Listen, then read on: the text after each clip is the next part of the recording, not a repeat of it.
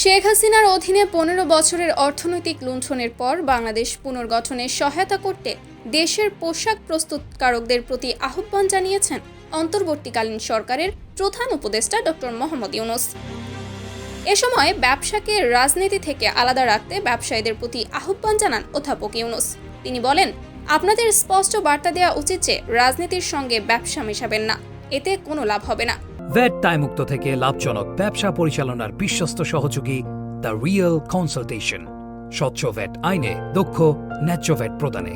রাষ্ট্রীয় অতিথি ভবন যমুনায় বাংলাদেশ তৈরি পোশাক প্রস্তুত এবং রফতানিকারক সমিতির নেতাদের সঙ্গে মতবিনিময়কালে তিনি এ আহ্বান জানান।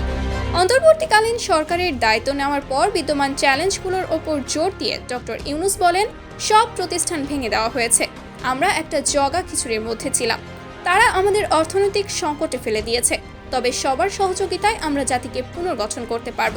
বৈঠকে বিজিএমইএর ভারপ্রাপ্ত সভাপতি খন্দকার রফিকুল ইসলামের নেতৃত্বে প্রতিনিধি দল পরিস্থিতির গুরুত্ব তুলে ধরেন। তিনি বলেন, দেশ ব্যর্থ হতে পারে না, অন্যথায় এর প্রভাব হবে ভয়াবহ।